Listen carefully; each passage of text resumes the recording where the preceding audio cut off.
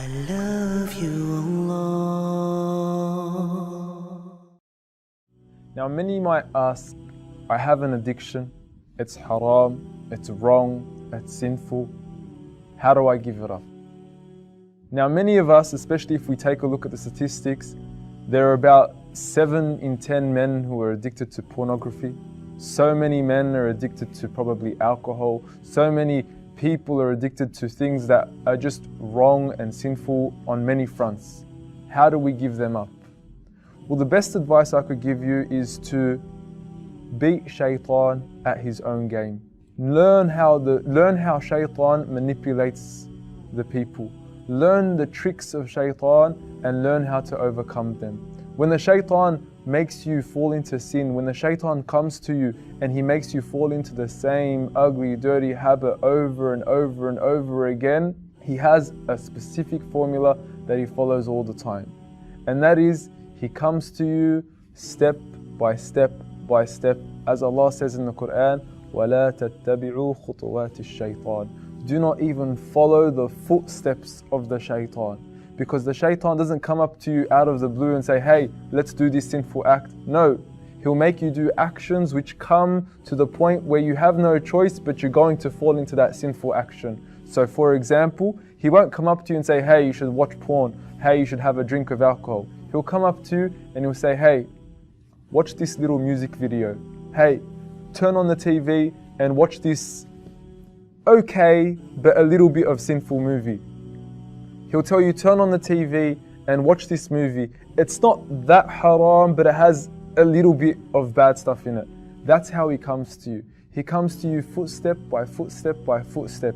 You need to be a master of him at his own game to overcome him, to make sure you do not fall into his footsteps. Because he will come to you whispering, the waswasa of the shaitan, and creeping up to you slowly. So you have to understand that this is how he works. You have to beat him at this. This means don't come anywhere close to the things that which may lead you to that which is haram. If you know by being in a certain environment, if you know by hanging around with certain friends, it may lead you to an action, which may lead you to an action, which may lead you to an action which is haram, avoid it. Stay away from it. How do I know this? Even the disbelievers, even the people that call to haram, they will admit this. They'll come out in their music videos, in their songs, and in their lyrics, they'll say it starts with a look, then it starts with a conversation, then it starts with a smile, then it starts with a hug, and then God knows where it ends. These are the footsteps of the shaitan that you must be aware of in order to avoid falling in to the great sins that Allah has prohibited. So you know yourself. You know yourself better than anyone else does. You have to tell yourself, look, if this action, if this environment, if these friends, if these people, if these thoughts that I'm having are going to lead to an action which is going to lead to an action, stop it from the get-go.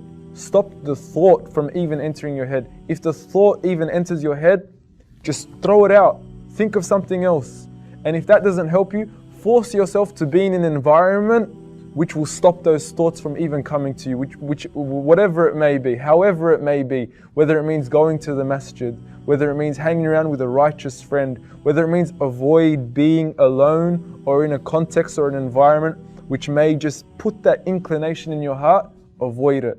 And force yourself to be in the environments that will protect you. And the best of environments that will protect you are the environments where the remembrance of Allah is being recited, where the signs of Allah are being reflected. These are the best of environments, and these will save you from falling into these dirty paths of the shaitan.